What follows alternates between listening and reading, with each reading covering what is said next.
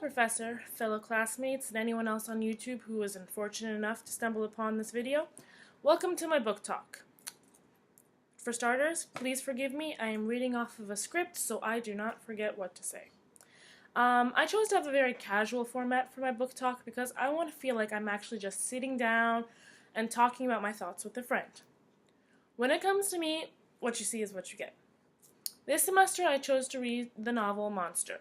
Of all the options of books that we had to read, I was naturally more inclined to read The Sun Is Also a Star because it most closely resembles a book I would probably choose to read on my own free time, since I do like to read a lot. However, for some reason I felt drawn more to Monster, and I couldn't really explain why. I asked a few friends and family members to help me decide what to read, and it was actually my godmother who suggested that I try and break out of my comfort zone and read something different. No harm, no foul, I guess. Sometimes taking a risk can be really fun, and I had to read the book anyway, so there was no doubt that I would be giving up on it halfway. And I'm really glad that I did take her advice and I chose to read Monster. This book helped open my eyes to the other side of the legal justice system. Not many people know this about me, but I have a cousin, technically a half-cousin, but Puerto Ricans don't think of it like that. Everybody's our cousin. And he's currently in jail. He was arrested and sentenced when he was only 17, which is only a year older than Steve is while he's going through this trial. I guess that could have been a really big subconscious pull for me when I was deciding on what book I wanted to read, because I can relate to the topic, I understand where they're coming from, and somehow, I guess, once I did decide to read Monster, I believe that somehow by reading this book, I can see life the way my cousin saw it at that time, and maybe I can experience how he was feeling, what he was thinking, how the situation as a whole could have affected his growth from young adult to later full-grown adult. Another similarity that my cousin and Steve share is that they were both on trial for something they seem to have not done. All that I know about Steve is that he walked into the store before the robbery happened and before the murder was committed. All I ever knew about my cousin was that he walked into a club before a shooting happened. Everything else is a bunch of he said, she said, in both the book and in real life, and unfortunately that seems to be the way it always is. It's very hard to get hard and fast proof and details for these trials, and that's why a lot of time lawyers, no matter who they're working for, are always grasping at straws. In Steve's case, his word and the words of others held enough weight that, spoiler alert, for those of you who didn't read this and don't want to know what happens, mute the audio now, he was able to walk free once again. He was found innocent, or at least not guilty. In my cousin's case, however, it's been over 10 years and he still doesn't have any light at the end of the tunnel. He's still in jail. He turned 18 and 21 there, two very big milestones for young people. He doesn't have a lot of friends to communicate with. I visit him maybe once a year because he's far away, but it's hard. It's really hard. And talking to him, it just felt so estranged from the situation. I couldn't fathom what he was feeling.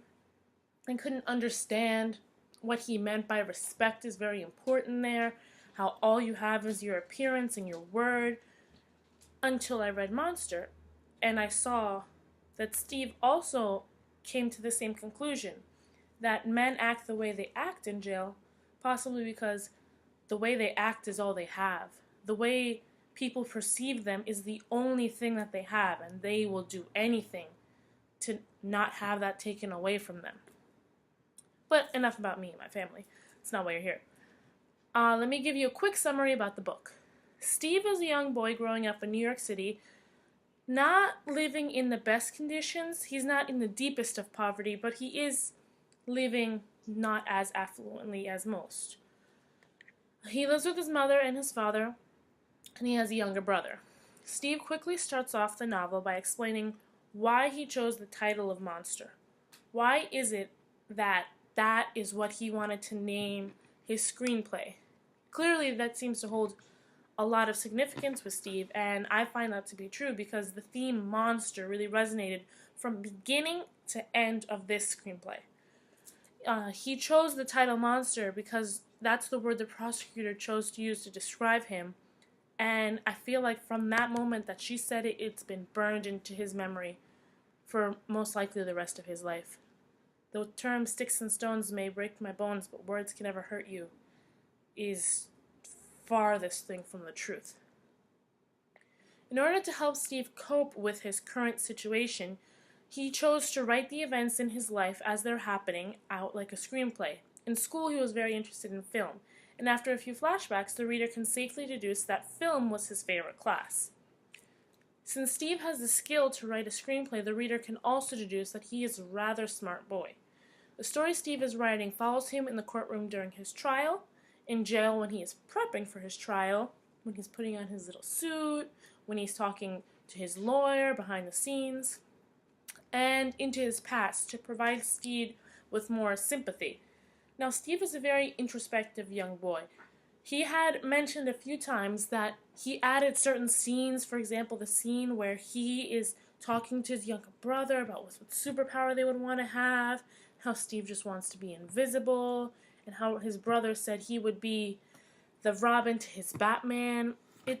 He put in that scene to make him seem more human, to give him more sympathy, to make him look more real as a person, which means he knows the way people perceive him, he knows the way he wants to be perceived, and he knows the way to persuade people to perceive him the way he wants them to perceive him, all just because he is so well informed on film.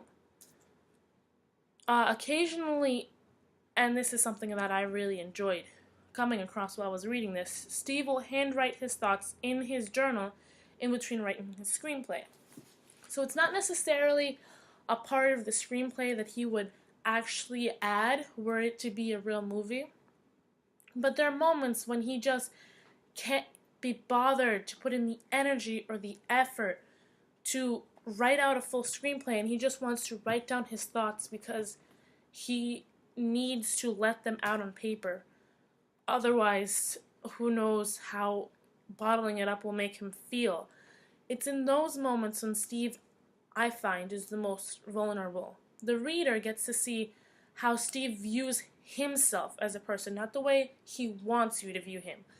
The reader gets to see his current life situation, the way he feels in jail, how he can't stand listening to people get beat up in the middle of the night or hurt or abused, how he doesn't understand why going to church in jail and talking to that priest is such a bad thing just because you're in jail, how he can't stand the screams and cries of pain and he can't hold in his fear much longer because it just keeps creating more fear.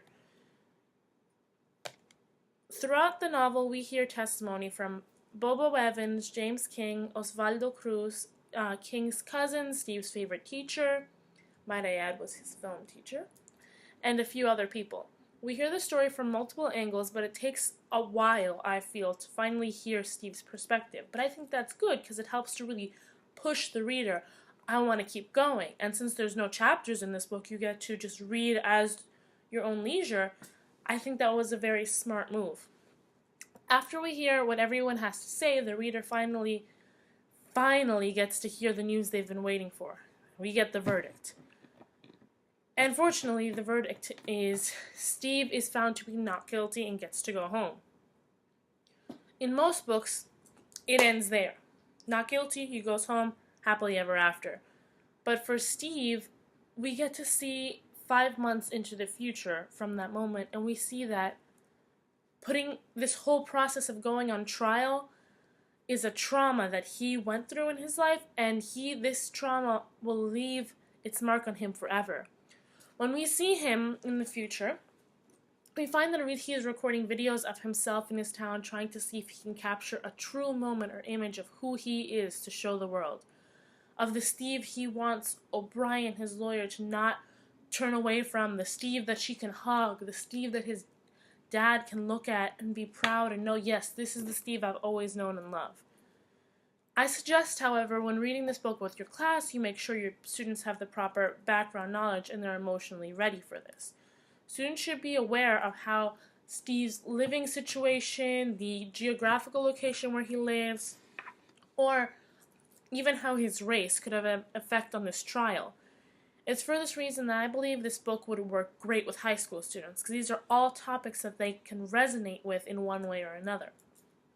I do not think the honors or AP students necessarily would benefit the most from reading this novel, because they get a lot of good things to read, and I feel like it's more of the remedial or the Regents level English classes who just feel like they're going through the motions.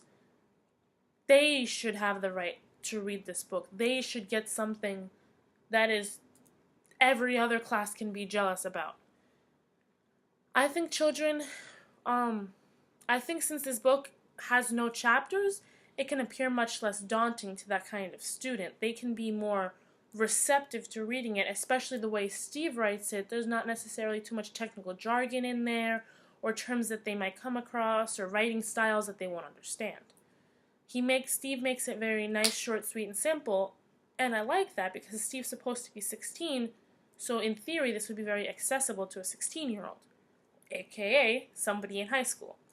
I think anyone from 9th to 12th grade would enjoy this book, but I might gear this more towards the younger grades, like 9th and 10th, because these might be issues that they're facing that we can help them through, while the 11th or 12th graders might have already formed an opinion on such topics and won't be as receptive to discussion and conversation or growth from this book. The ideal way I think to teach this book would be in a thematic unit across all content areas. If the teachers could somehow coordinate, it would be amazing. For example, the English teacher can work on reading the novel and more of the nuances of it, and then the history teacher could be teaching about the cultural climate, who the president is on that time, etc., etc., that could help build to the emotions. Or if you're teaching this with the older kids and they're already in a government or an economics class, you can talk about how the legal justice system actually works, and the students can be learning about that while reading about going through it. I think that would be really helpful. And then you can also have the technology teacher could be teaching a unit on the art of film, or even the art teacher if the students are not taking technology, and how films are created, and maybe have the students create their own film.